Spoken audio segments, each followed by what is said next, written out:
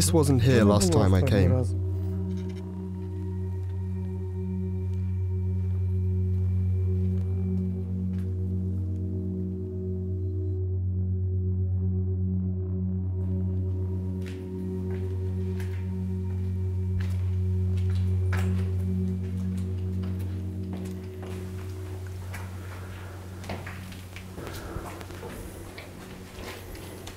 Прошу.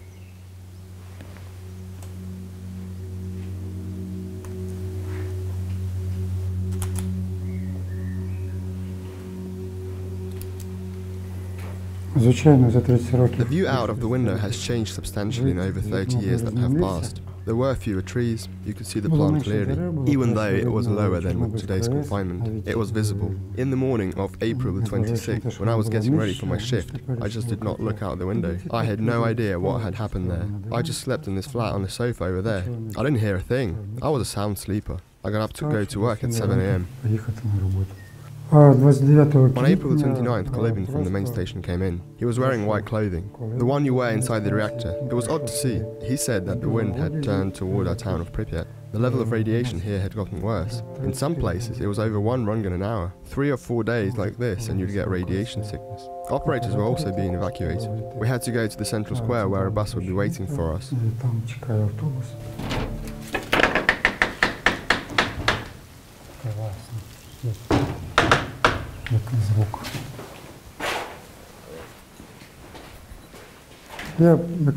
Just before the explosion, I started renovating my flat. Even then, it didn't look too good. The wallpaper came off because of the humidity.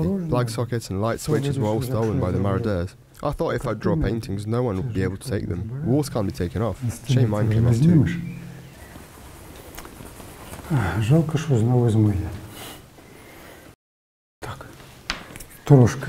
I did this one in the summer or spring. It turned out that the rainfall washed it all out. Nothing remains. I did this to beautify somehow this abomination and desolation. This can't be taken out. І це те, що від селя вже не винесуть.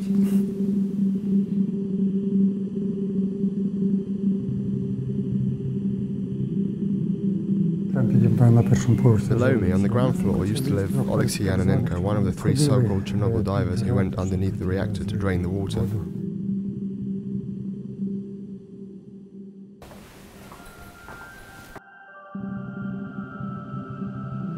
This is the flat of Leonid Toptunov, who entered the history of humanity with no exaggeration. This is the person who, during the night of April 26th, pressed the button to bring the reactor to an emergency stop, and it just didn't work. It exploded because of the design flaws. In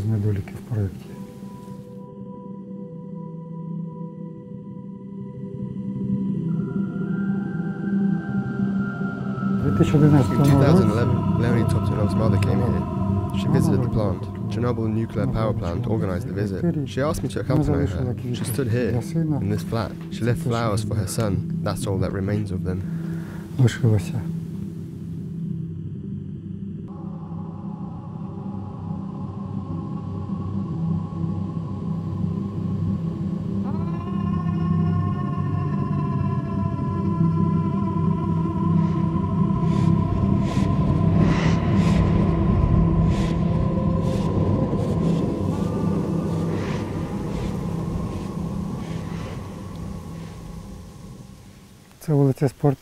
This is Sportivna Street. Approximately here was the bus stop where the workers were picked up from to go to the power plant for work.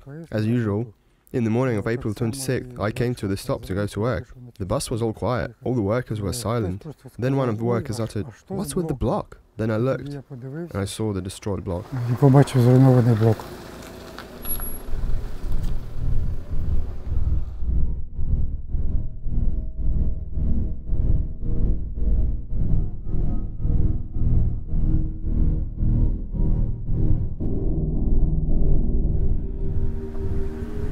Around 7 AM, I was on my way to work on this road.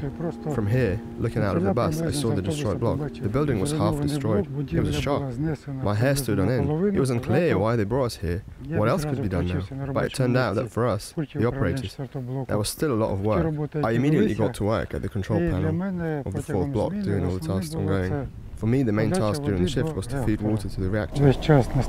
Moscow officials kept ringing and demanding not to stop the flow of water to the reactor. When I returned to my workplace at the control panel, I experienced a sense of exaltation, celebration, excitement. It seemed to me that I was capable of everything, ready to do anything at any cost. The sky was the limit for me. It was called radiation euphoria.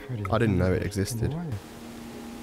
In the evening, after 4 p.m, when I left the 4th reactor and took off my clothes, I was very surprised. The skin was brown in color, as if tanned, and my face and hands were red. We worked a full shift. My colleagues on the night shift worked till they could stand no more. The dose of radiation exposure I got that day was 120 Ber. It's a Soviet measure, biological equivalent of rad. It's not quite 120 Röntgen. According to the Soviet norms, nuclear plant worker could get a dose of no more than 5 Ber over a year.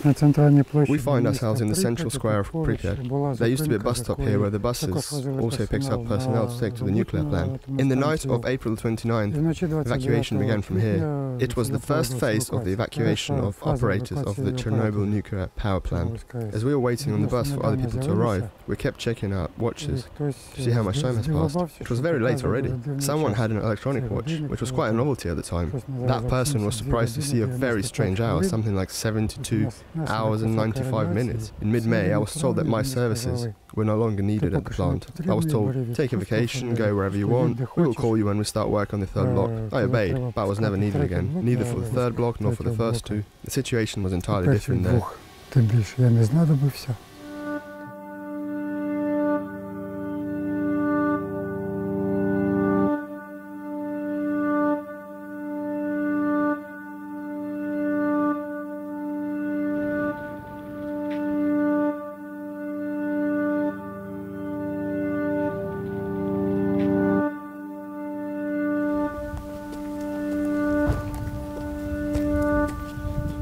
In the first month following the Chernobyl accident, I even had to sign a document for the KGB not to disclose information about Chernobyl. There was a 3-page list. The very first point forbid talking about the real causes of the reactor accident at the Chernobyl nuclear power plant. My understanding is that I couldn't talk about the red stop button leading to the explosion. Initially, I really did not like the fact that the workers were accused of the Chernobyl explosion. I became a journalist. I completed a 2-year postgraduate program at the journalism faculty of the Kyiv University. I also began to write about this topic, among others. At first, I wrote, and no one wanted to publish me. I thought I wasn't writing well, so I would do a course, and I did. But it turned out that the problem was different. Chernobyl was a forbidden topic. Then the Soviet Union collapsed, taboos disappeared, the KGB was gone, my subscription was invalidated. So I was keen to tell everything I knew, and what I thought about the whole thing. Later, in the early 2000s, I grew an interest in painting. That's when I met artists from the Strontium 90 group. In journalism, for quite a long time I touched on different aspects of Chernobyl, but never what I experienced myself. I never wrote about my own experience. As an artist, I have many more opportunities. Artists have no frameworks. Artists are free.